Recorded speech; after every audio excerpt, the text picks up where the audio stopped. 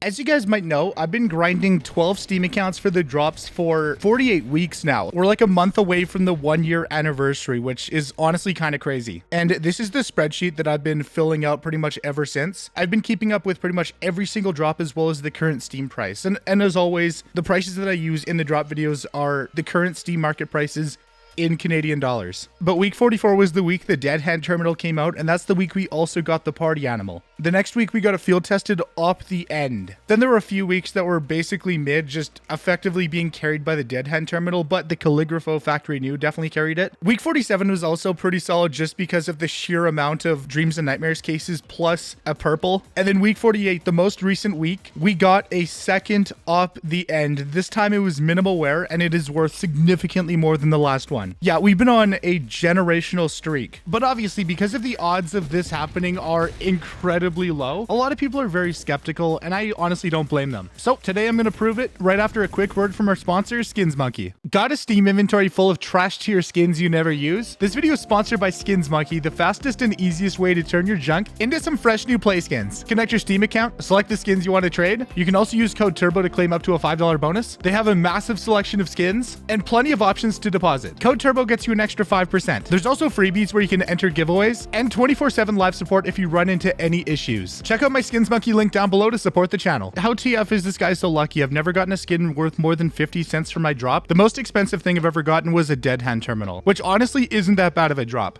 Because he's a liar. Hope this helps. And obviously I had to respond because, you know, I've been documenting this from the very beginning, always trying to be honest, transparent. And yeah, all the drops that I get in the shorts are 100% mine and real. And then he responded with, within the last 6 weeks, you've gotten 3 pinks that have a 0.21 drop rate. I mean, yeah, he's definitely not wrong. I mean, the odds of getting that many pinks that close together are just incredibly rare because for the first 42, 43 weeks, we didn't get a single pink. We got like maybe 3 or 4 purples total, but those were pretty much the best things we got. So it's like we had this very long streak of kind of getting nothing. And then lately we've been on a... Oh. Yo, thank you so much for subscribing. But lately we've been on just a ridiculous streak of just hitting absolutely everything. I've also been getting a lot of comments accusing me of being a bot farmer, which is simply not the case. I personally take a really hard stance against anyone who engages in bot farming. I mean, same with cheating. I think it's just a overall just awful thing that hurts the entire CS community. And even before I started grinding all the accounts for drops, I played a lot of Counter-Strike. So not much has really changed, but now I'm just doing it in a more optimal way. 7 months ago, I also dropped a video going into way more detail of like what the 12 account grind really looks like, and that'll be in the description if you want to watch it afterwards. But today I just want to dispel the myths that the drops are fake, because they are indeed real. The way that it works is I play on 12 different accounts, level them up, and once I get the drops, I send the trades over to my Nothing to a Knife account. And as you guys can see, pretty much every single drop we've ever gotten is in here, plus a lot of investments. And then if you guys didn't already see the video, we picked up a Bowie Knife Freehand Factory New from selling the drops, and we still have a lot of stuff just on the market waiting to be sold. Let's refresh the page in real time, so we're going to go back to inventory, and there it is. There's the minimal wear Op the End. We'll go to trade offers, and as you guys can see,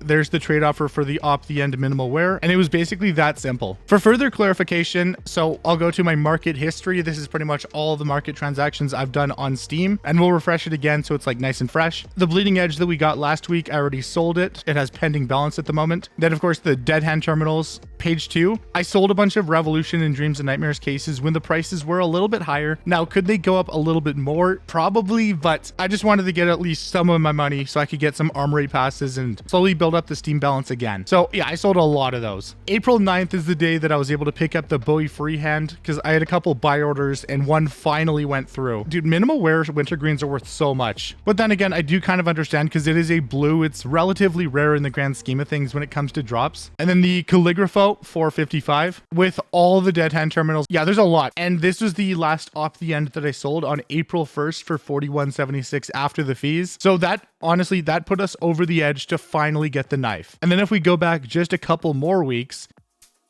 and then March 25th, that's when I sold the M4 Party Animal for $34.64 after the fees. Currently, they're on the market for $28.99, so definitely glad I sold it when I did. And we can just keep going back because I picked up a bunch of hot rod heats, scorched loops, all these different stickers that I invested in. But pretty soon I'll drop a video going into all the investments that I've made and why I invested in what I did. I'm also sitting on about 248 armory credits that we got literally from drops. As soon as the new skins drop, we're going to redeem pretty much all of them. All right, but here's the op the end, and let's actually hop in game real quick. We'll hop into like a deathmatch on Alpine. I guess I just do Alpine because it just has kind of a cool vibe to it. But as you guys can see, it's a real skin. We're using it right now. I'm even reloading it. So it's not fake. These are real drops that I got, and it was just a generational lucky streak.